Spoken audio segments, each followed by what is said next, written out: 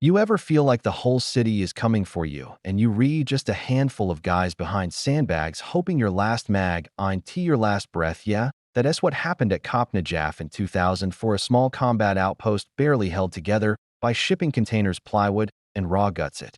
Sat in the middle of one of the most unpredictable cities in Iraq, surrounded by ancient cemeteries, mosques, and narrow streets, where danger whispered through every crack. The men stationed there were tired, dirty, sweating through their uniforms, eating dust with every breath.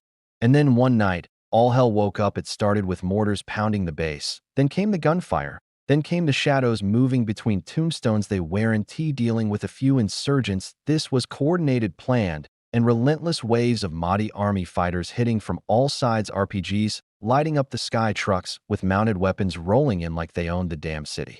And the soldiers inside had one thought: we hold or we die. They fought all night, no sleep, no backup, just rotating fire positions, holding the gate, running ammo between buildings, dragging wounded from one smoking bunker to another. One guy got shot in the arm, kept firing with the other. One man got hit in the chest plate, fell down, laughed, stood up, and yelled, "You got to do better." Then that the radios were a mess, broken chatter, chaos, screaming over static. But nobody quit. They kept calling each other by name, checking in, yelling out targets. Boom, another wall collapsed, part of the roof caught fire, and they still didn't leave. Some guys were fighting barefoot in bloody socks, others were patching wounds with duct tape. They fought with rifles, with sidearms, with knives.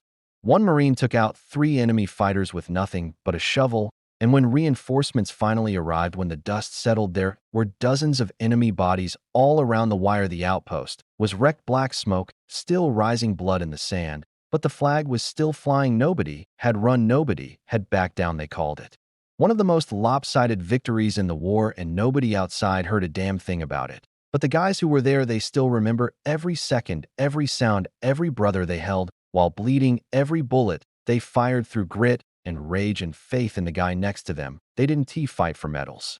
They fought for survival and for each other. So if you re-hearing this, don't let their story disappear. Drop a like if your heart is pounding after this comment. If you think you could held that gate, and hit subscribe, cause stories like this they ain't told in classrooms. They re-buried in the sand with blood and steel, and we re-here to dig them out.